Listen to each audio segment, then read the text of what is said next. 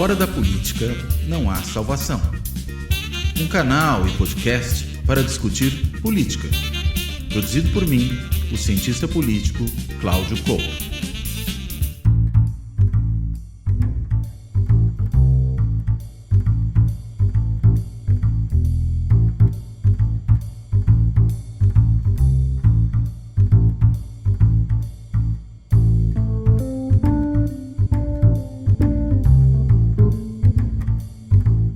Olá, este Fora da Política Não Há Salvação vai tratar da questão da ABIN, da Agência Brasileira de Inteligência, e da própria questão dos órgãos de inteligência e da sua atuação no Brasil. E claro que o motivo para isso não podia ser outro, ele é a relação que, durante o governo passado, o governo Bolsonaro, se estabeleceu entre o presidente Jair Bolsonaro, a sua própria família e a ABIN, Agência Brasileira de Informação, que tinha ali como o seu diretor, né, o Alexandre Ramagem, que era um policial federal muito próximo da família Bolsonaro, fez a segurança do Jair Bolsonaro durante a sua campanha eleitoral, com isso se aproximou dele, da sua família, criou laços de amizade com a sua família e depois, não podendo ser indicado por ele, que era o que ele pretendia inicialmente, para o cargo de diretor-geral da Polícia Federal, ele acabou sendo indicado por Bolsonaro para a Agência Brasileira de Informação.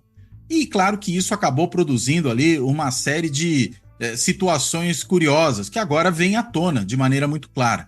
Ainda no começo do governo Bolsonaro, nós tivemos a saída do governo do Gustavo Bebiano, que era um advogado muito próximo também ao Jair Bolsonaro, trabalhou diretamente na sua campanha, assumiu o ministério ali do Planalto logo no início do governo, mas saiu brigado por quê? Porque viu naquele momento, e ele depois disse isso em depoimento, que o Carlos Bolsonaro, filho 02 do presidente, aquele que opera nas redes sociais, que seria também, segundo se aponta aí, o grande mentor e organizador do chamado Gabinete do Ódio, ele queria criar uma espécie de ABIN paralela, que levasse informações diretas ao presidente do seu interesse político mais imediato. E o Bebiano teria dito que isso não daria muito certo, e com isso se desentendeu com o Carlos Bolsonaro, assim como ele, o general Santos Cruz, que também ocupava um posto importante ali no Planalto, e os dois acabaram sendo defenestrados do governo, rompendo com o presidente Bolsonaro. Bebiano morreu pouco tempo depois, né, de um ataque cardíaco. E aí até hoje a gente não sabe muito bem mais quais seriam os complementos dessa história. Mas o fato é que com as investigações recentes da PF, tudo isso veio à tona novamente e nós tivemos aí na semana que passou essa operação da Polícia Federal que foi até a casa, até endereços ligados ao Carlos Bolsonaro, sua residência, o seu gabinete na Câmara dos Vereadores, acabou indo até a casa de praia de Bolsonaro, onde ele estava naquele momento, foi aí também a endereço de seus assessores, enfim, tentando ali encontrar evidências, provas que estivessem ligadas exatamente a esse caso, né? Dessa arapongagem, como se costuma falar, a serviço dos interesses políticos da família.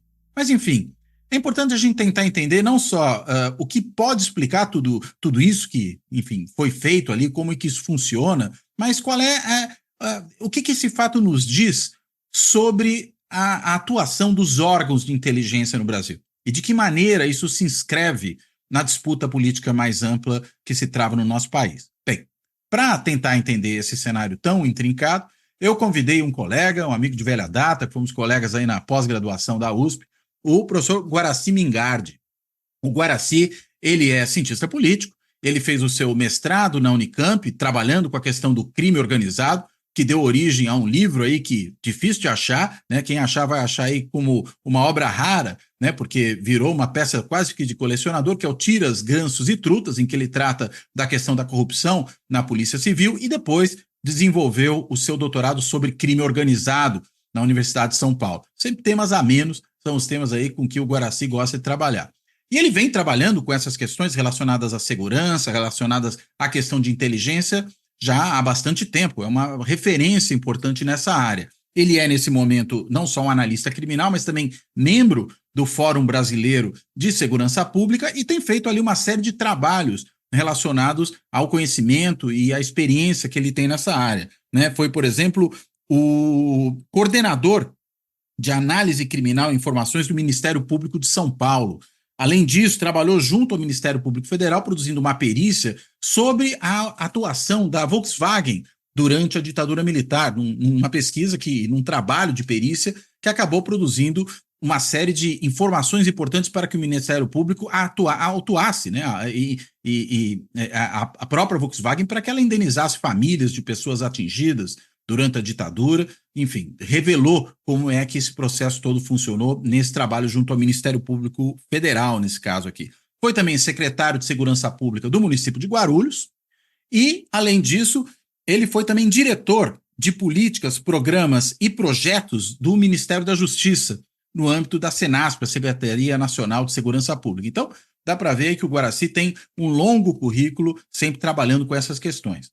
E eu quero, primeiro, agradecer a ele por ter topado fazer essa conversa, dar as boas-vindas, e vou começar justamente com a pergunta aí que motivou essa minha fala inicial.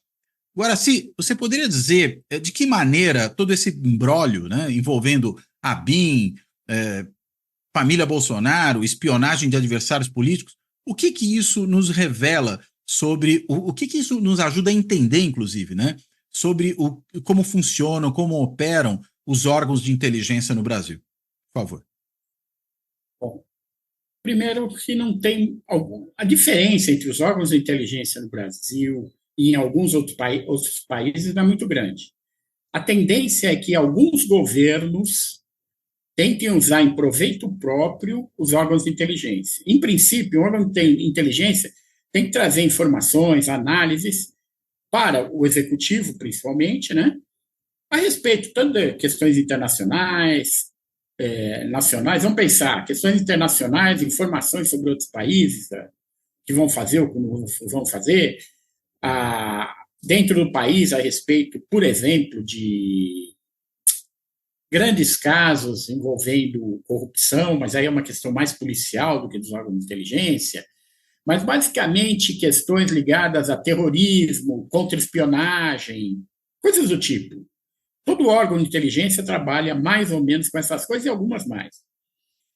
Porém, existe uma tendência em governos autoritários, para não dizer nos totalitários, é claro, mas os governos autoritários, de usar os órgãos de inteligência em benefício dos governantes, não só como um órgão que informa o executivo, o presidente, o primeiro-ministro, seja lá quem for, do que está acontecendo, mas um órgão que vá atrás dos inimigos, dos adversários. Aí, na verdade, vira mais uma polícia política do que um órgão de inteligência. Tá? Isso aconteceu em vários lugares do mundo, existe uma tendência mesmo em alguns países democráticos. Pense o seguinte, na Inglaterra, país, digamos que pelo menos razoavelmente democrático, né? Durante a Segunda Guerra, depois da Segunda Guerra Mundial, teve casos que o MI5, que é o órgão de inteligência interno, e o MI6, que é o órgão de inteligência externo, cada um um ligado ao Ministério do Interior, outro ao Ministério das Relações Exteriores, foram utilizados em benefício do Partido Conservador. Até suspeita-se, aliás, tem algumas provas que houve uma tendência por parte desses órgãos de inteligência de criminalizar, acho que o Harold Wilson, um primeiro-ministro trabalhista, que afinal teve que pedir demissão, porque eles estavam criminando, 60, dizendo, né, que ele era espião russo. Nós estamos durante a Guerra Fria, né? Isso, né? O Wilson foi anos 60, né? Por aí. Mais ou menos. Então, você vê que não é uma exclusividade do Brasil. Mas aqui tem uma coisa mais que facilita isso. Nós nunca tivemos um certo grau de independência desses órgãos.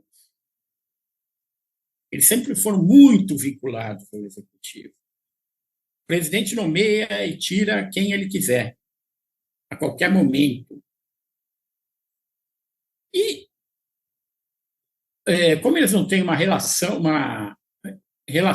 mais distante, não tem um grau de independência necessário para... Porque a independência nesses órgãos tem que ser o seguinte, sua meta é fazer isso, é observar isso. Você tem que fazer primordialmente isso e pronto. De vez em quando, tem uma coisa que se chama a lista de compras. Lista de compras é aquilo que o governo dá, nós precisamos, as prioridades têm que ser essa. Normalmente são prioridades que interessam a nação, certo? Mas, às vezes, nesses governos mais autoritários, que quando o presidente entra, acha que o governo é dele, ele manda, não é uma. Ele chegou lá, então é tudo dele. É o caso do Bolsonaro, falando claramente. Eles tentaram, na minha opinião, usar isso. Talvez tenham usado mais do que a gente sabe, porque até agora as notícias são relativamente breves, né? Eles podem ter usado isso muito para benefício próprio, ou seja, saber o que os adversários estão fazendo, estão falando, quando eles se encontram, vigiar os amigos, lembrando que o negócio do poderoso chefão, né? Mantém os inimigos os amigos próximos, os inimigos mais próximos ainda. Ou seja, você tem que ficar em cima do pessoal, de acordo com essa ótica. Você tem que ter um órgão de inteligência seu, não é da nação, é seu. E foi isso que tentaram fazer. Até que ponto conseguiram? Não dá para saber. Vai precisar esperar um tempo para ver o aprofundamento das investigações da PF e tal. Mas isso acontece. Aconteceu, pelo menos aqui.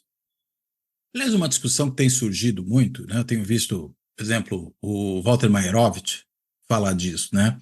Que seria importante separar a atuação do que é polícia daquilo que seria inteligência ou informação, né? E aí ele fez uma crítica justamente à indicação de policiais federais para ocuparem postos na ABIN, tanto de chefia como outros postos ali. Acho que haveria ali uma confusão, né? Em alguns casos, enfim, dá para entender até que existe uma inteligência propriamente da polícia, uma inteligência criminal.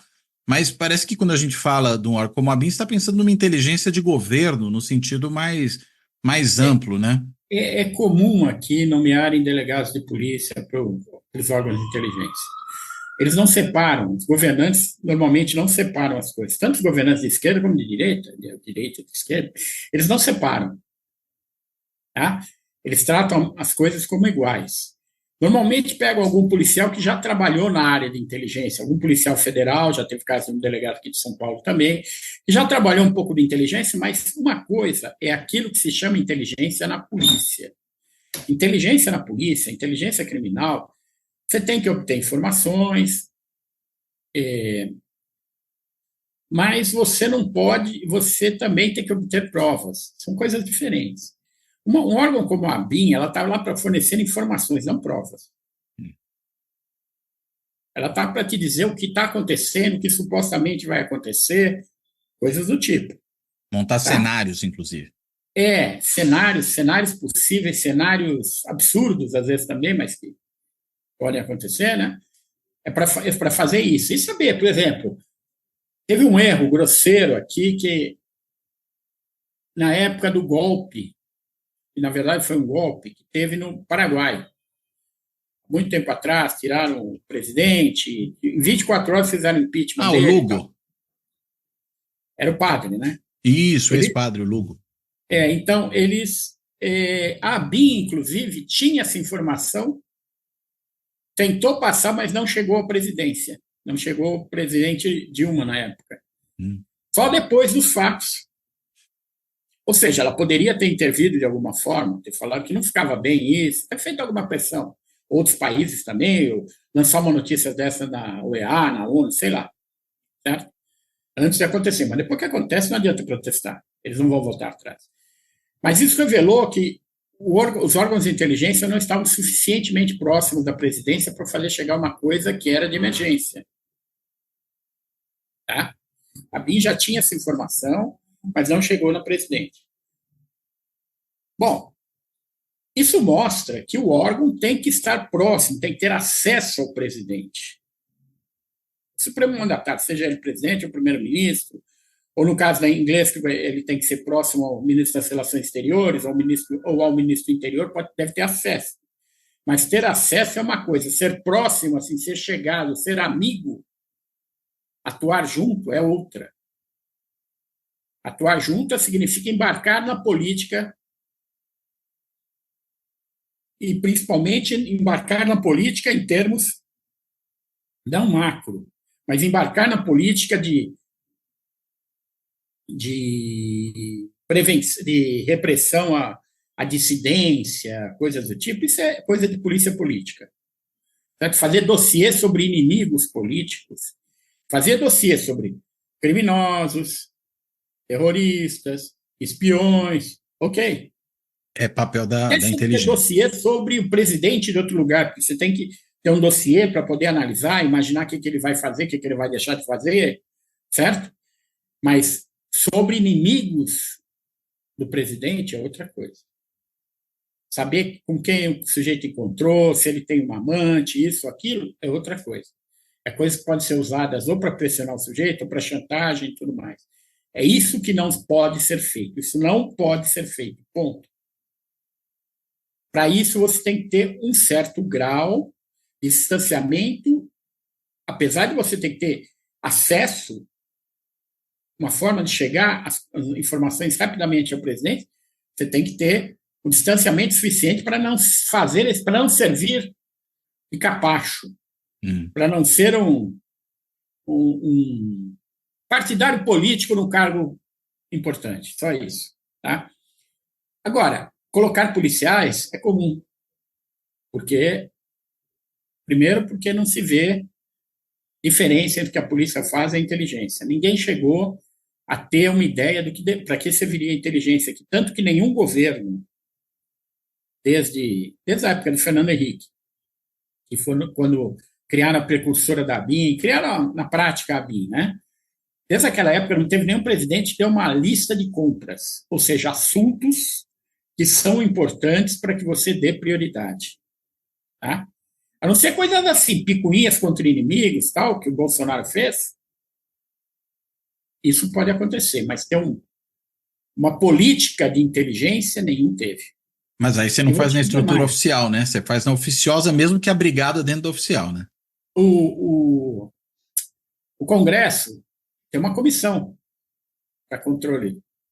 O que a comissão faz? Todo ano aprova as contas e nada mais. A comissão não examina nada, não faz nada, nunca fez. Certo? Existe lá só para assinar o cheque para a BIM. Agora, a gente vê também o seguinte, bem, se não são os policiais, quem poderia ser? Né? A BIM tem uma escola, né, de formação de quadros, até o Marco Sepic, né, que agora foi a condição de número 2 da BIM, era o diretor da escola, ele que tem uma origem acadêmica. Que tipo de quadro essa escola está formando? Ela está pegando, digamos assim, policiais e reciclando esses policiais para que eles atuem em inteligência, nós temos funcionários de carreira? Sistema estranho aqui. Que, pela legislação brasileira, ok, mas os espiões aqui, os agentes, são concursados, né? Sim. E ninguém pode saber quem eles são, né? Você presta um concurso para entrar na BIM. Então, essa escola é principalmente para eles. A escola é o curso de formação, os cursos de aperfeiçoamento. Eu já dei muita palestra lá na BIM. E tem um pessoal bom, eles produzem, eles tinham uma revista, se você quer saber. A escola tinha uma revista. Não sei se tem mais, eu tinha uns 12 números aqui deles, porque eles produziam artigos sobre a inteligência. Certo? Alguns casos, contavam alguns casos passados, coisas que eram teoria da inteligência, teoria das informações, porque, na verdade, inteligência é informação depois de analisada, tá? Quando você tem um informe, que é aquela informação bruta que chega para alguém, às vezes é só um boato, um informe, aí quando você confirma mais ou menos aquilo vira informação, aí depois quando você analisa aquilo no contexto todo, aí vira inteligência. É isso que é inteligência. Então você tem uma teoria toda para fazer isso, tem várias, aliás, né? Não é só uma. Mas é complicado a questão da escola, porque a escola forma os próprios agentes. Algumas pessoas de fora vão para lá. Eu conheço vários promotores de justiça que foram para a escola da BIM. Mas o agente formado lá, o agente que fez carreira lá, é o melhor para ser o diretor, o chefe da BIM? Às vezes sim, às vezes não. Tem que deixar em aberto. Em determinadas circunstâncias, não tem ninguém que tenha um nível suficientemente alto para ser o chefe e que seja bom nisso. Porque para ser o diretor desse, você tem que conhecer do assunto e ser razoavelmente bom na administração. Sim. Certo? E às vezes você não encontra nos quadros superiores alguém adequado para isso. Vamos pensar o caso do CEPIC, que agora é o vice, né? É o subchefe, digamos assim. Ele é um acadêmico que escreve sobre inteligência, ele, acho que o mestrado dele, o doutorado, a primeira vez que ele escreveu, se não me engano, saiu do mestrado, faz mais de 20 anos, uns 25 anos por aí, que ele escreveu sobre inteligência no mundo, no Brasil e tal. E ele já escreveu vários artigos sobre isso. Então, é um cara que entende razoavelmente, acompanhou a ABIN, deu aula na ABIN, depois, agora no começo do governo Lula, foi ser diretor da escola, foi ser chefe da escola, e aí virou sub. Ok. Então, ele é alguém de fora que você conseguiu levar para lá. Tá? Mas, às vezes, você não acha alguém de dentro. Então, o que os governantes procuram? Ah, tem o delegado XYZ, ele é muito bom, ele é próximo, ele é um cara íntegro, vamos colocar ele. Teve alguns que foram até bons nisso aí. Teve um diretor da Polícia Federal, não recordo o nome dele, mas foi o primeiro diretor da PF no primeiro mandato do Lula. Aí ele saiu e foi para a ABIN.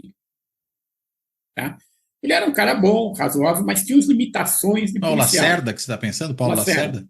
Paulo Lacerda. Para a ABIN, na PF ele fez um bom trabalho e na ABIN fez um trabalho relativamente bom, porque ele fez alguma coisa. Porém, a mentalidade é de policial, a mentalidade é de achar prova, de procurar crime.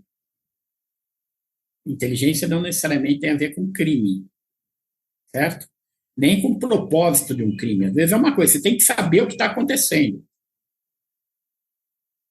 Vamos pensar no uso da inteligência para fins civis, para fim de governo. Você tem uma série de manifestações, como que teve em 2012 em diante, certo? O negócio não é ficar infiltrando, fazendo... Você tem que dar um jeito de entender por que aquilo está acontecendo. Por que estava acontecendo? Demorou muito tempo para se perceber aquilo, na insatisfação em geral. Você tinha, por exemplo, as manifestações começaram aqui por causa da... Você está falando de 2013, né? 2012, 2013. Catraca livre. Era para os ônibus não cobrarem nada aqui na capital de São Paulo. Depois isso foi se avolumando, por outros motivos, foi entrando gente de tudo quanto é lado, e no final já eram manifestações fora de uma. Certo? Um governo tem que saber o que são essas manifestações, não ir lá para ir atrás e prender pessoas. Mas para lidar com o fenômeno, né? Tem que ter gente lá para entender o que é e informar para a presidência, porque às vezes é uma coisa que pode ser corrigida. O governo está fazendo uma coisa errada, ou está pegando mal, ele pode, bom, a população não está gostando, eu preciso saber disso. Certo? Mas teve alguns casos escabrosos aí, numa manifestação, eu não me lembro se foi no período da Dilma ainda, um oficial do Exército, da área de inteligência do Exército, ele mais ou menos comandou um grupo lá dentro, ele chegou, comandou um grupo, levou para determinado lugar para prenderem ele. Ah, eu sei, o codinome dele era Balta Nunes. O pessoal foi preso pela polícia no Centro Cultural Vergueiro, Centro Cultural São Paulo. Então, ele aí é outra coisa, isso daí não é trabalho de inteligência, isso daí chama-se agente provocador. Você chega, fala palavras de ordem, assume um certo grau de comando e induz as pessoas a fazerem determinada coisa. Isso é um agente provocador. Foi muito usado na Rússia czarista, por exemplo. Eles incitavam manifestações para ganhar destaque naqueles movimentos contra o czar, né? E aí para depois prender todo mundo, mas eles incitavam as coisas. Às vezes as pessoas nem estavam pensando em fazer alguma coisa grave, mas eles incitavam a isso. Esse é o agente provocador. Você tem na história americana também. Depois da Segunda Guerra, mesmo um pouquinho antes, o FBI estava tão infiltrado dentro do Partido Comunista Americano, somente depois da Segunda Guerra, que eles praticamente dirigiam aquilo. Diziam que 1 de cada 3 membros do Partido Comunista era agente do FBI, ou pago por eles. E assumiram posições de comando lá dentro, certo? Isso, na minha opinião, é ser agente provocador. Então, a gente não pode ter agente provocador, a gente não está lá para criminalizar um movimento social, está lá para entender o que está acontecendo e ver se não vão cometer. Ver assim, por exemplo, se lá no meio... Você lembra os Black Blocs? Sim. Aqueles estavam cometendo crimes, certo? Você tinha que identificar eles. Só isso. Para quando eles forem cometer crimes, você pega eles em flagrante. Não levar eles a cometer crimes. Então, a única coisa que você pode fazer quando você tem uma manifestação política desse porte, uma coisa seguida assim, é ter gente lá para saber o que está acontecendo e ver se não tem gente que está cometendo crimes mesmo. Não, porque não é crime ser contra o presidente. Não era crime ser contra a Dilma. Não era crime se manifestar contra a Dilma. Agora, pôr fogo num banco é. Às vezes em banca de jornal você põe fogo. Sim. Ou seja, aí é outra coisa. Aí você está cometendo crimes em nome da liberdade. Tá? Mas, de qualquer forma, não é para isso que você põe gente lá, é para saber o que está acontecendo. Quando você fica de olho, uma das funções da BIM é contra-espionagem. A espionagem no mundo inteiro normalmente é dirigida por diplomatas de determinado país que dirigem os espiões que eles têm. Não que eles sejam os espiões. Eles captam gente para fazer isso para eles. Então, você tem que ficar de olho para ver quem eles estão manipulando, se eles estão manipulando dentro do governo. Qualquer governo faz isso. Certo? Você teve escândalos há uns anos atrás, de espiões israelenses em Washington. Certo? Ou seja, são dois aliados. Mas você não pode espionar um amigo. Você não deve espionar um inimigo. Então, você tem essas coisas. Você precisa ter esse trabalho. Não que você tenha que vigiar todos os diplomatas. Não, mas de vez em quando você precisa saber o que está acontecendo lá para ver se um deles não está dirigindo grupos de espiões. Então, tem várias coisas assim que a BIM faz que podem ser levadas para um lado ou para o outro. Você tem uma linha estreita de legalidade. Uma coisa é você pôr gente na manifestação para saber o que eles querem. Outra coisa é pôr gente na manifestação para induzir atos errados. Ou para identificar os líderes e prender eles, porque eles não estão fazendo nada, na verdade, muitas vezes. Certo? Não cometeram crime.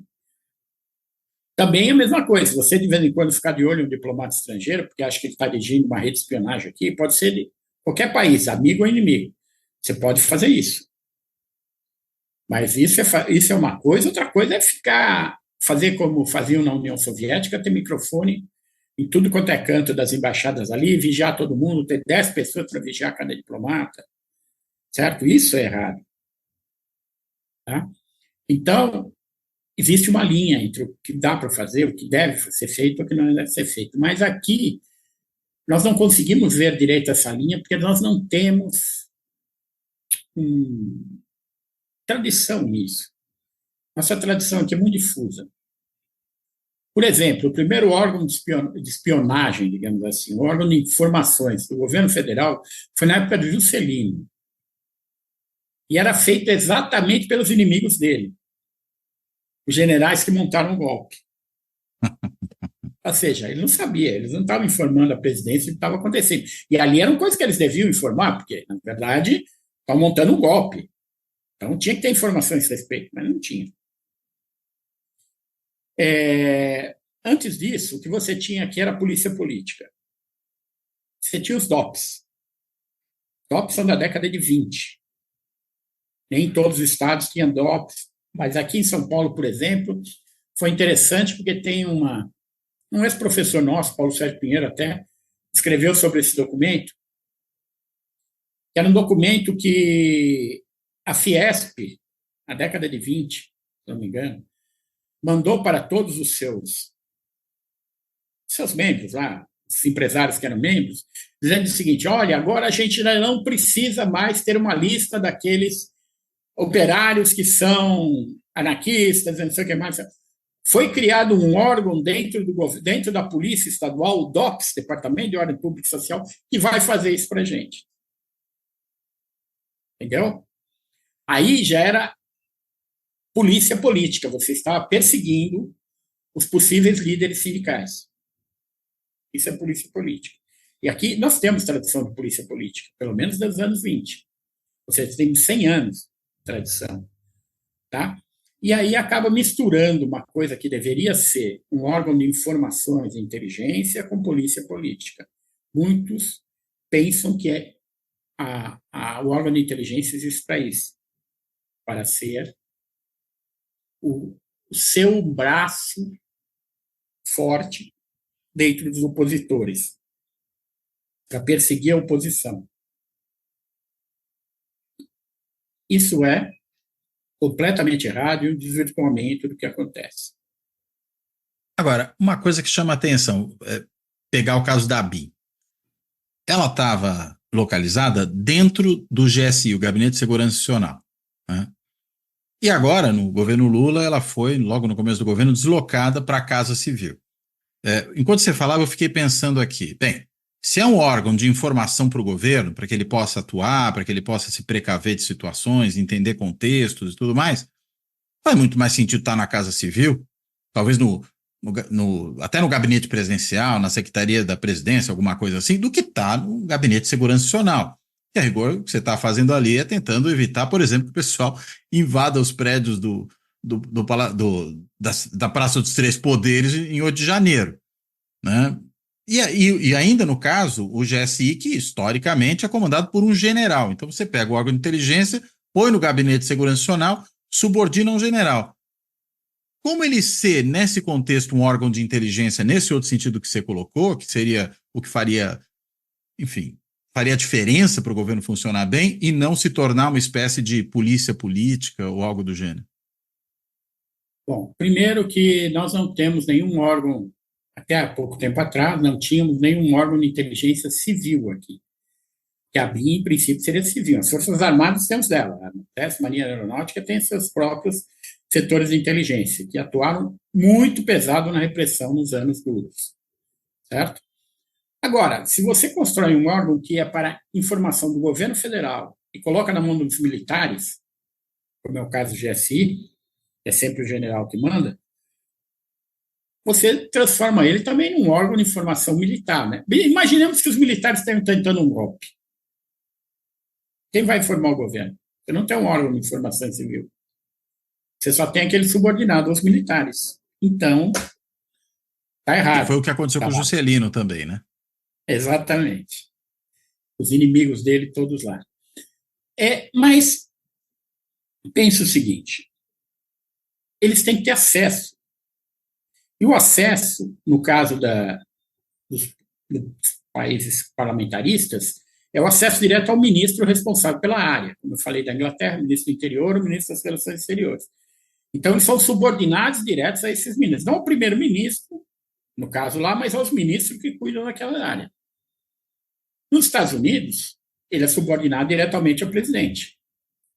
A CIA, no caso. A CIA, a NSA, são subordinados direto ao presidente. Você tem os órgãos de inteligência militares que atuam na área militar, mas você tem os órgãos de informação presidencial, que muitas vezes atuam em questões políticas. Políticas assim. A CIA, por exemplo, atua em política externa. Certo? Só em princípio, pelo menos, fora do país, né? Vamos pensar. Eles estão atuando fora do país. Chega uma informação do que está acontecendo na Albânia. Eles têm que informar a presidência. Né? Vai ter um golpe de Estado na Albânia. Eles têm que informar a presidência. Não é para o general. É para a presidência, para o gabinete do presidente. Tá? A mesma coisa deveria ser aqui. Você vai direto para a presidência. Então, está na Casa Civil, eu preferia que ficasse direto subordinado à presidência da República. Pode ficar no terceiro escalão. Tem o presidente, os ministros e está no terceiro escalão, mas tem que ter acesso direto. Não pode passar pelo crivo e o general. É o caso do que aconteceu no que eu contei sobre o Paraguai. Sim. Demorou, porque foi primeiro para o Gabinete de Segurança Institucional, ficou lá um dia ou dois, e depois foi para a presidência, quando já tinha acontecido. Porque havia uma triagem ali. Não foi nem questão ideológica, foi simplesmente questão que o general que estava no poder não sabia, que estava no cargo, não sabia o que fazer. Não era do ramo. Tá? Não sabia o que a presidência deveria saber ou não. Mas você tem que ter essa informação à mão. Por isso é bom estar próximo à presidência. Quanto ao que eu falei antes, a CIA atua só em princípio, legalmente, algumas não, várias vezes foi isso daí foi pego em flagrante espionando americanos. A CIA foi pego em flagrante espionando americanos. Isso daí deu escândalo lá, porque não pode.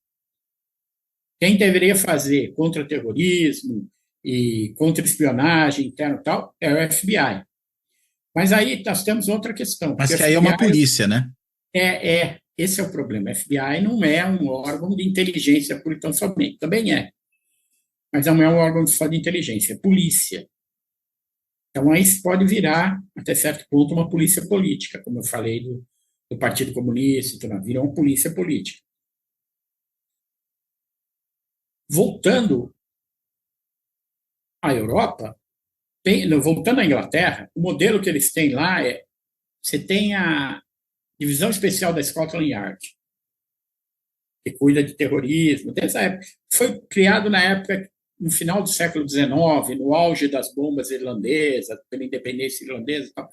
Então, você tem a Divisão Especial, em Londres, que cuida do terrorismo interno. Mas quem cuida da informação é o MI5. Serviço Secreto Britânico, conhecido por causa do James Bond pelas pessoas, né? Não, James Bond seria do MI6, o externo. Ah, porque tem os dois, o M5 e o M6. O M6 é o externo, o M5 é o interno, né? E o interno, então ele faria esse levantamento, mas tem uma coisa, um agente do M5 não pode prender. Ele não é polícia. Então, se acontece alguma coisa, ele tem que entrar em contato com a divisão especial para a divisão especial fazer a prisão. Não são eles que fazem a prisão, eles podem até acompanhar, mas não comandam as prisões. Isso é bom, porque aí você separa um pouco polícia política de informação, de inteligência. Tá? Nós não temos isso. A ABIN cuida de interno e externo. Certo? E se você coloca um delegado lá, um militar para mandar neles, aquilo acaba virando polícia política com muita facilidade. Então é melhor ter gente de carreira ou gente de fora que entenda do ramo, no comando, certo? Pode ser até vinculado de certa forma, não pode ser inimigo do presidente, não pode ser, mas também não precisa ser amigo íntimo, não precisa ser amigo do peito e fazer o que ele quer, porque esse que é o problema. Se tem um chefe desse que é amigo do peito e que manda numa área tão sensível como essa, ele vai fazer o que o presidente mandar, legal ou ilegalmente. Tá? O instrumento que usam aqui é de aprovação no Senado. Não lembro se é no Congresso todo ou só no Senado. Então, você indica o diretor da ABIN, ele tem que passar no Senado. Tá? O Senado tem que aprovar. Assim como os ministros do Supremo e tudo mais. Isso ajuda. Tá? Mas num país dividido, que nem o nosso, que o Congresso está dividido, inclusive, na verdade, dividido em 3 congressos, a esquerda, a direita e o centrão, né? Fica mais difícil, porque aí você tem que negociar para passar um nome desse e tal. Mas, de qualquer jeito, qual outra forma? O presidente nomeia quem quiser e tira quando quiser? Aí pode ficar complicado, porque se tiver um presidente mal intencionado, como foi o Bolsonaro, certo?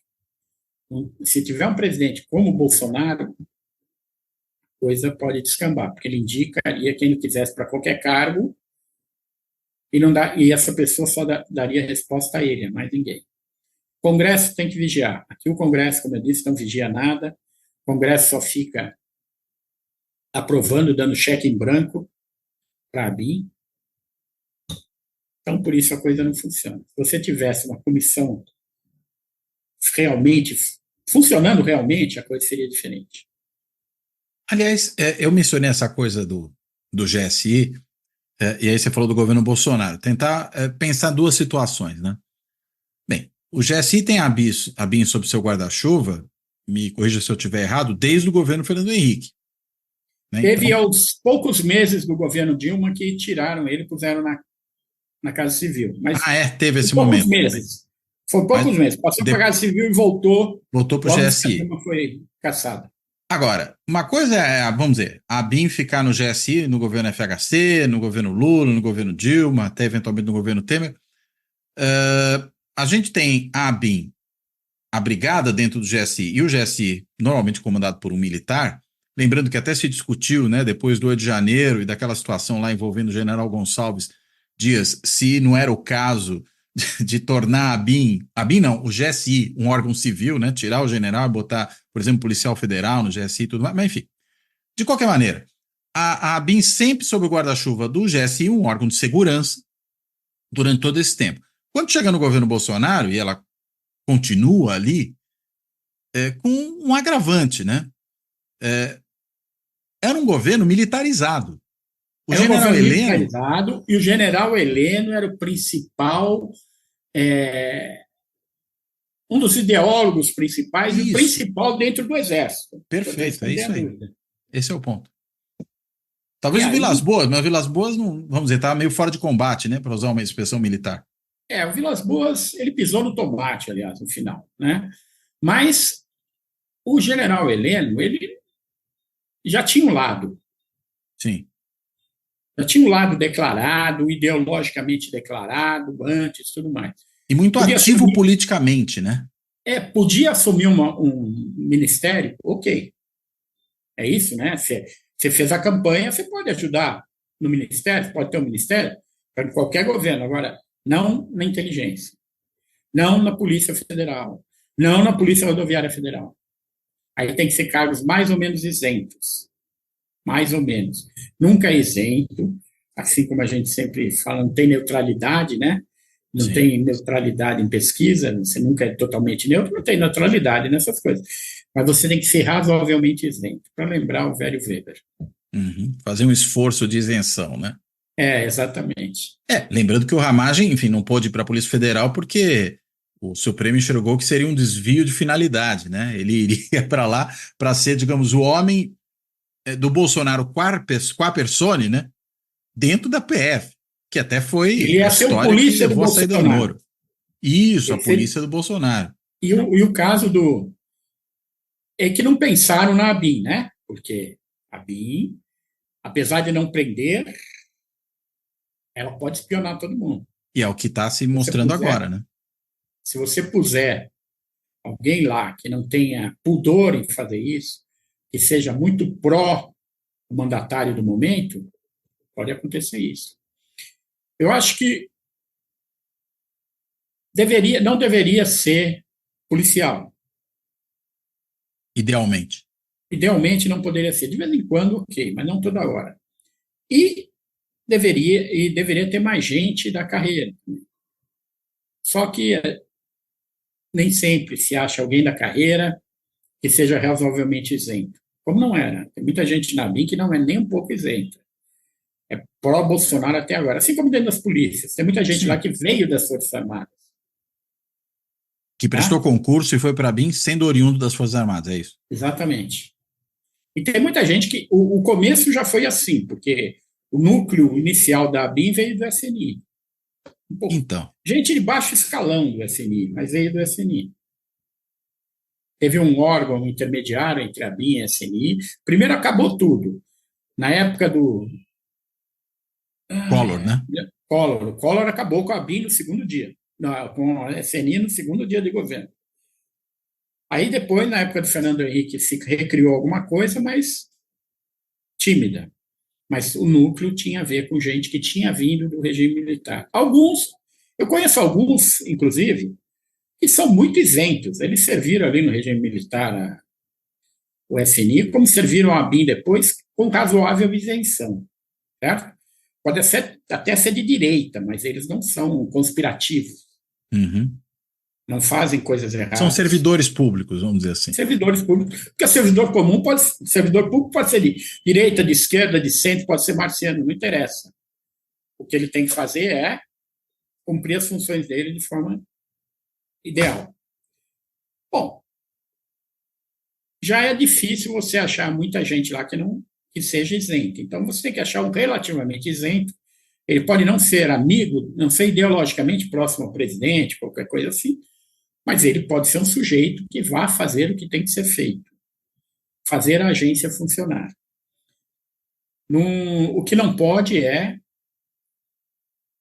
por alguém que vá ajudar a transformar aquilo numa polícia política. Uma coisa para perseguir os opositores, para vigiar os opositores. Mesmo o Partido Conservador inglês, antes da Segunda Guerra, eles tinham um serviço de inteligência próprio. Não era particular. Então, era particular. Tem nada a ver, não recebia dinheiro, pelo menos declaradamente não recebia dinheiro público, né? Mas eles não usavam o MI5 para fazer isso. Tá? O que é muito correto. Sim, é do jogo político, né? Tem que ser relativamente neutro. Relativamente neutro. Agora, existe, né, nessa experiência internacional, você falou bastante do caso inglês, mencionou o caso americano, alguma situação em que a gente tenha um órgão de inteligência desses que, digamos, funcione da maneira que a gente, pela conversa aqui, está imaginando que seja ideal, ou seja, um órgão civil que municie o governo com informações, mas que não seja uma polícia política? Não conheço nenhum que seja ideal. Você pensa na França. Na França já foi usada por alguns governos. Na Itália já foi usada por alguns governos. Nos países na União Soviética, nos países satélites, nem se fala, né? Foram usados politicamente para perseguir os opositores, com certeza. Eu não conheço nenhum exemplo que seja muito neutro, que seja ideal. Então talvez não seja possível. É difícil, né? Assim como você acha, não tem santo. Uma coisa que você devia por aí, fala da política na salvação, e dentro da política não tem santo. Sim. Mas você tem que ter gente que faz o que é correto. Acha o que achar, faz o que é correto. Para isso você tem que procurar. Não é nomear alguém porque o amigo meu falou que é bom, ele é um bom delegado, ele isso. Não. Tem que procurar alguém que, além de ser de confiança para fazer as coisas corretas, não seja de confiança para não fazer as coisas incorretas quando mandado. É o mínimo, né? É o mínimo. É o mínimo. E aqui, para nós, né, acabou surgindo com essa confusão toda uma discussão de fazer uma reforma, né, desses órgãos de inteligência no Brasil. Você enxerga alguma direção que faça sentido do ponto de vista de uma reforma? Olha, você tem as coisas administrativas que são mais fáceis. A BIM é relativamente grande. Não é enorme, mas é relativamente grande porque ela produz. Por quê? Porque ela tem superintendência, foi criado mais ou menos no modelo da Polícia Federal. Não sei se mudou isso, mas há pouco tempo atrás tinha superintendências. Então, a superintendência de São Paulo, superintendência do Rio de Janeiro, a BIM teria que ser uma coisa mais centralizada e que tem alguns escritórios pequenos regionais. Tá? Quando precisa de informação regional, por exemplo, tem que saber o que está acontecendo na fronteira com a Bolívia. Manda alguém para lá, instala alguém ali como comerciante, sei lá o quê, para ver o que está acontecendo. Esse tipo de coisa. Não ficar com um escritório que todo mundo sabe quem é quem ali. Certo? Quer dizer, tem que ir disfarçado, né? Eu já dei palestra, aula na superintendência de 2 estados do Nordeste, que eu me lembro agora. Bom, nessas palestras, o delegado responsável da área da Polícia Federal, o pessoal da Secretaria de Segurança Pública local, todo mundo ia, além dos agentes da BIM locais. Quer dizer, todo mundo conhecia todo mundo. Certo? Isso daí, lamento. Quer dizer, todo mundo sabia quem era o espião. Exatamente. O que é uma contradição dos termos, né? Então, você precisa ter... Tem algumas mudanças administrativas que podem ser feitas, mas isso vai mexer com muitos interesses, né? Você extingue alguma dessas entidades locais, que são grandes núcleos, vai mexer com a carreira de muita gente, que vai chiar e tudo mais. Durante muito tempo, a BIM teve, não sei como está agora, adidos, gente das polícias locais que trabalhavam para a BIM. Então, normalmente, da Polícia Militar, o Estado trabalhava para a BIM local. Isso tem que acabar. Mas informalmente isso? Formalmente, era cedido formalmente. Na verdade, você tinha uma seção de funcionário. Exatamente. Então, aí você ganha a dependência da polícia militar daquele estado. E às vezes você precisa ter informação sobre a polícia militar daquele estado. Muito exatamente. Então, aí mora a contradição. Você tem coisas assim que tem que acabar. Vai E ter muita essa, gente me xingando por causa disso, mas tem que acabar. e essa briga entre que tá se noticiando todos os dias quase, né, entre a PF e a ABIN, né? Porque, enfim, se aponta que haveria ali uma desavença entre o diretor-geral da Polícia Federal e o diretor da ABIN, e ao mesmo tempo, enfim, você tem a Polícia Federal investigando o que se fez dentro da ABIN, a ABIN dizendo que já investigou, que passou informação, mas Tem uma parece que há uma rivalidade. disputa aí, né? Tem uma rivalidade. Quem cuida do terrorismo aqui? Histórica. Quem cuida do terrorismo aqui? Certo? Boa Em termos pergunta. Quem cuida? É policiais, é a a Polícia PF ou a ABIN? Federal. Oi? É a PF ou a ABIN? Os dois, né? Porque Teoricamente, quem né? pode levantar, a BIM pode levantar informação, mas quem tem que prender é a PF. Sim. Então, há certa rivalidade nesse ponto. Casos de tráfico, já aconteceu isso. Tráfico internacional, ter problemas entre quem é que descobriu aquilo ou não, a PF ou a BIM. Quem faz a prisão é a PF, mas muitas vezes a ABIN é que descobriu e passou adiante, entendeu? Então, existe uma rivalidade. E, além disso, eu imagino que talvez os diretores sejam rivais, né? De grupos rivais dentro da PF, Dentro no da caso. PF. A PF é um balaio de gatos, né? Tem vários grupos diferentes ali. O atual diretor, se não citar o mesmo, é o mesmo desde o começo do governo Lula, né? Sim. Ele foi secretário nacional de segurança pública, diretor da ABIN, eu estou falando. Não, da Ele é ABIN, não da PF. da ABIN, da Sim. ABIN. Se for o que eu estou pensando, se não mudou, que eu não vi nenhuma notícia, Sim, não mudou. Mudou o ele segundo, mas não é um ele. delegado que foi. Ele trabalhou na segurança, isso é comum, né? Trabalhou na segurança do Lula antes, em 2002. Os dois. 2002, quando o Lula foi eleito a primeira vez. Sim. Aí depois ele foi o segundo secretário nacional de segurança pública. O segundo mandato do Lula, ele foi o secretário nacional de segurança. Não. O primeiro mandato do Lula, ele foi durante 3 anos, 4 anos, o secretário nacional de segurança. Depois virou diretor da PF. E acho que tinha aposentado depois disso. Aí foi, ou arrumou uma aditância da PF em algum país aí e tal. Depois foi para a BIM agora. Então ele é da carreira, ele estava lá, tem muito amigo, tem muito inimigo. Talvez ele, o atual diretor da PF, seja inimigo, eu não sei. Não conheço assim dentro da PF para saber mas sei que é um balaio de gatos. Tem uma briga lá dentro muito grande. Ou qualquer polícia grande tem uma briga grande também. Porque aí você, na realidade, tem uma rivalidade entre as duas organizações que se E sobre... talvez uma entre os dois chefes. E ainda se sobrepõe a isso uma rivalidade entre os dois chefes, que é de uma das duas organizações, né?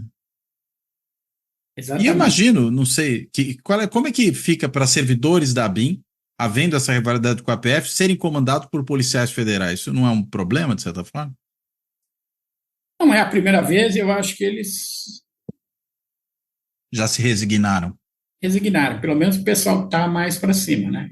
Os que estão no segundo escalão para baixo, eu não sei como é que estão se sentindo. Porque imagino que você tem aí um problema, às vezes, até de manter o comando, né? Numa Não, situação e como essa. pensa, os caras falam, bom, vai ser um de nós agora. Não. Mais uma vez não será.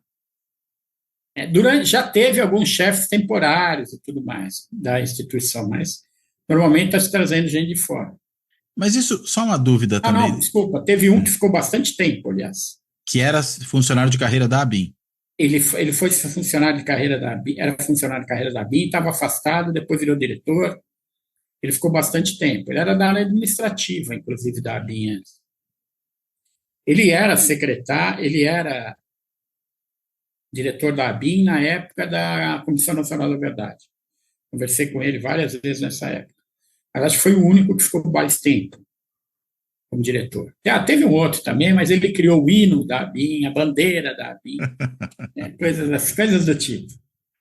Agora, não tem um problema de você, enfim, você falou ali do sujeito da ABIN que estava não sei aonde e que todo mundo sabia que ele era o cara da ABIN. Não é um problema quando você, numa instituição dessa natureza, que me parece nesse sentido é diferente da polícia, né? Você promove alguém que é da carreira para a chefia, porque aí, claro, todo mundo vai saber que aquele sujeito Não, mas isso é um espião. o chefe todo mundo sabe quem é, em qualquer Sim, mas lugar. quando chega, quer dizer, ele não tem muito como voltar para as posições anteriores, Não, né? não volta. Normalmente você põe assim, quando você põe uma pessoa num cargo desse aí, depois ele vai ser. Se ele não tiver tempo de aposentar, vai para o Ministério das Relações Exteriores, para algum cargo aí no exterior, De alguma coisa assim. adido e tal. É isso que se faz. Tudo quanto é lugar. Quer dizer, a O cara chefia, de não certa volta para a maneira, instituição. a chefia, dessa maneira, é um pouco o fim da carreira ali, né? Pensa, nos maiores partes dos estados, ser delegado geral é quase fim de carreira. Em alguns casos, eles permanecem. Mas muitos dos que foram delegados gerais depois se aposentam, certo? Porque ele vai ficar sendo subordinado de alguém que ele mandou. A Polícia Civil de São Paulo tem uma coisa que você encosta os que foram delegados gerais. Teve um ou dois casos que eles ganharam cargo de destaque depois de ter sido delegado geral.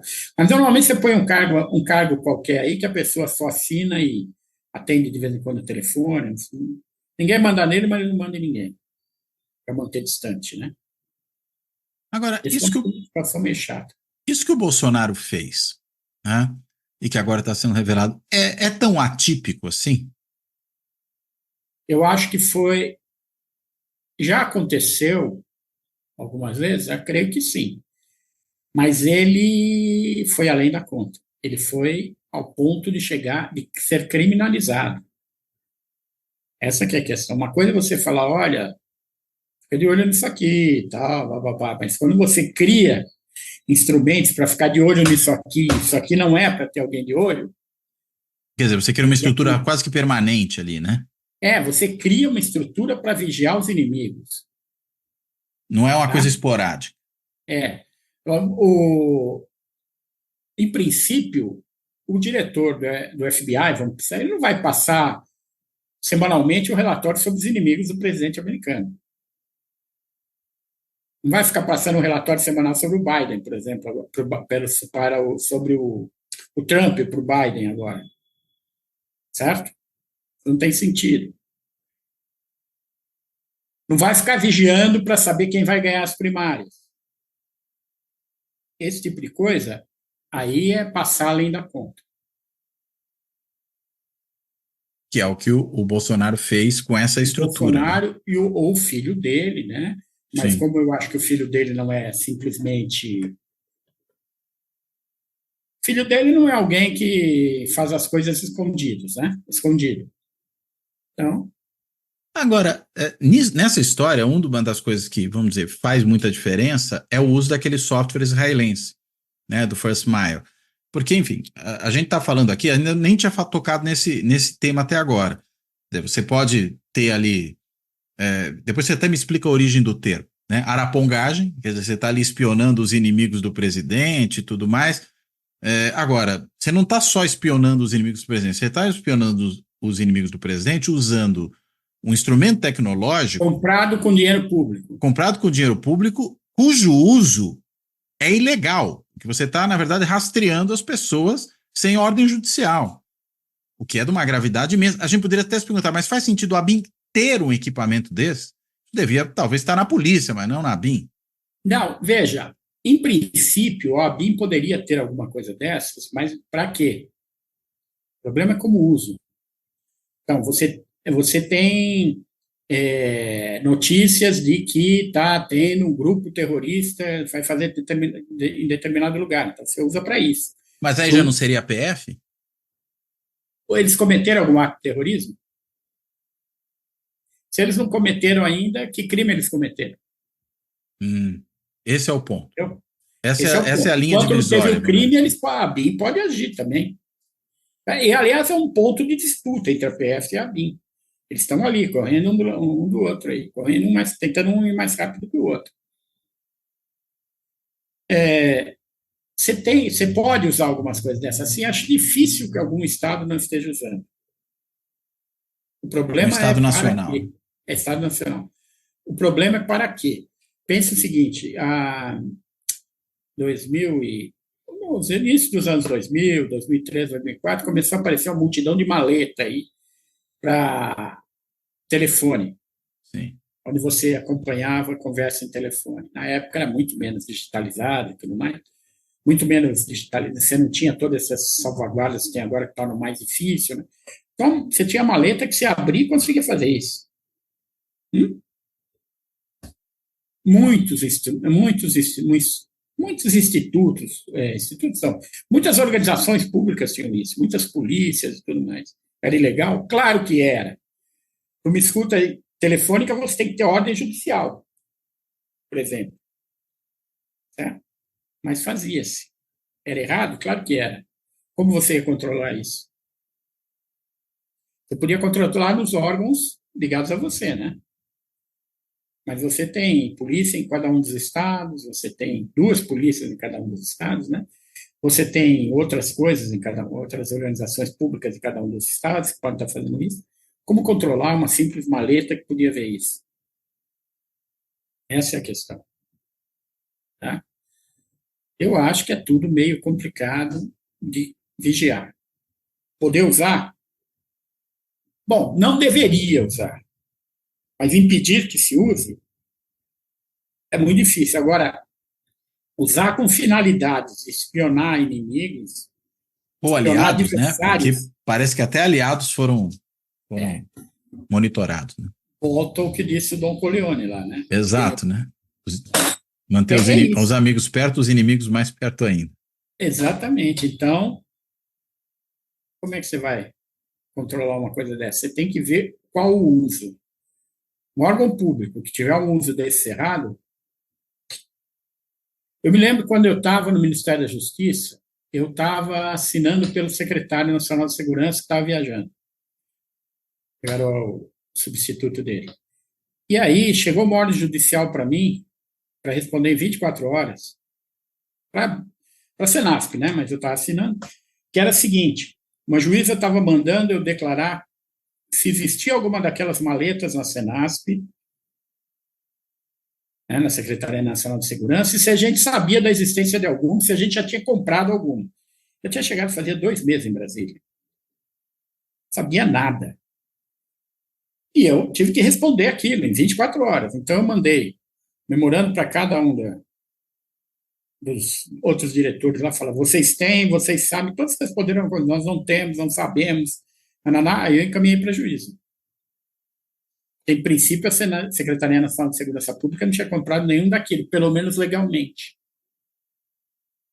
Um diretor falou para mim assim, olha, eu ouvi falar que quando nós compramos as coisas para as Olimpíadas, para os Jogos Pan-Americanos, deram 2 maletas de presente, de brinde. Mas eu ouvi falar, nunca cheguei a ver nenhuma delas, foi só boato. Pode ter acontecido, porque compraram muitos milhões de dólares em equipamento de comunicação para os Jogos Pan-Americanos, para instalar no Rio de Janeiro. Pode ter vindo umas 2, 3 maletas de brinde, mas com quem ficou? Que brinde curioso, né? Pensa bem, os caras deram um brinde que alguém pediu, né? É lógico, porque que motivo você tem de dar um brinde? Você dá um chaveirinho, né? Na verdade, muitas vezes é um chaveirinho de ouro, mas Tudo é bem, isso. mas ainda assim é um chaveirinho. Agora, você dá uma De qualquer maleta forma, para qualquer coisa que grampear seja telefone. para alguém tem que ser declarado. Você tem aquele limite, né, do quanto você pode receber de presente. Pode receber Claro. sei lá, um brindezinho, assim, uma estatueta, alguma coisa assim, mas não pode receber um brinco para a mulher, né? Um brinco de brilhante para a mulher. Sim. Então tem esses limites. Agora, uma maleta nunca entraria em nenhuma relação de brindes. Não. E de qualquer maneira, a dúvida é, ficaria com o indivíduo, ficaria com o órgão em que ele atua, né? Aí que tá. Não ficou para a Secretaria Nacional de Segurança, isso eu sei. Mas ficou com algumas pessoas que eram influentes no momento. Quer dizer, você acha que era mais do que um boato? Muito provavelmente isso deve ter acontecido. Eu acho que aconteceu, mas não tenho certeza. Viu? Uhum. Não é certeza absoluta. Tinha muito boato também. Quanto à questão da arapongagem, a única coisa que eu me lembro é que tinha uma novela Araponga. Era um espião qualquer brasileiro aí, e o codinome dele era Araponga. Agora, não sei se é por causa da arapongagem, que já era, ou ele virou a arapongagem depois dele. Eu acho que a arapongagem veio por causa dele. Agora você está falando, eu estou me recordando dessa novela. Tarcísio Meira, se não me engano, era o Araponga, né? É. Eu acho que é isso mesmo. Ele que deu o nome à coisa. Foi daí que veio. Muito bem. Guaraci, muito boa conversa, muito interessante. Eu quero agora te devolver a palavra, porque aí para você fazer 2 coisas. Primeiro, se tiver algum ponto que você acha que a gente não tratou e que você acha ainda importante tratar, você possa fazer. e para fazer aí também a sua amarração final, por favor. Olha, fazer os dois juntos. Tá, joia. A grande questão é controle. Você tem que ter controle sobre os órgãos de espionagem, de inteligência, de informação, seja lá que nome você der. Tem que ter controle, não só do executivo, como também do legislativo. E o judiciário também tem que, de vez em quando, dar seus pitacos, né? Porque aí não fica tudo na mão de alguém, que é alguém que vira todo poderoso e decide o que vai fazer. Essa é a grande questão que a gente tem que resolver. Eu acho que, no momento, a coisa mais factível de fazer, neste exato momento, é fazer com que a comissão de controle do Congresso funcione. Que ela controle mesmo, que ela fiscalize.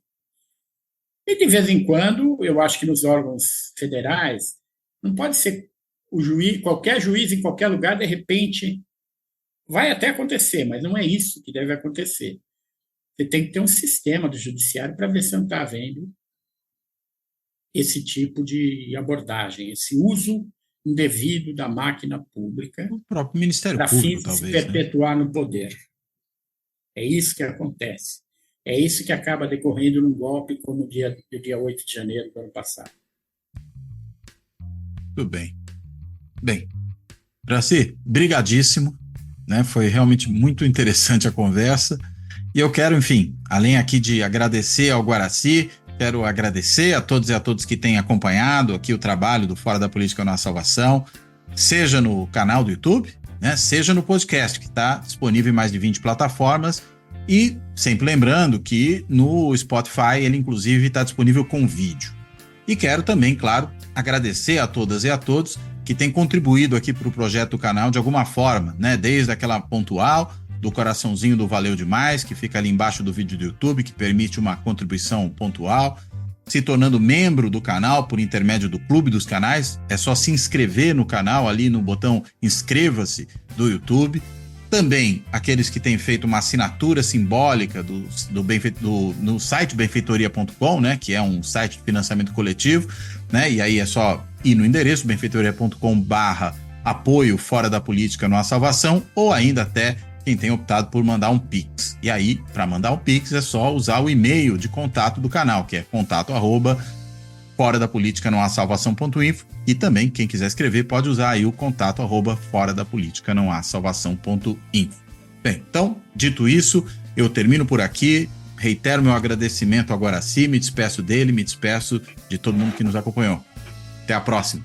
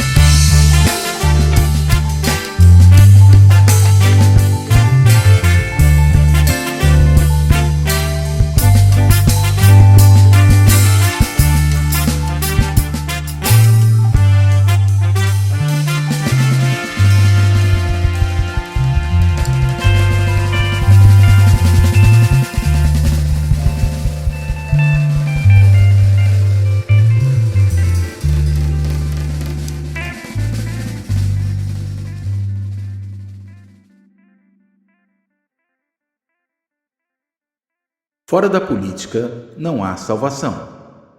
Um canal e podcast para discutir política. Produzido por mim, o cientista político Cláudio Couto.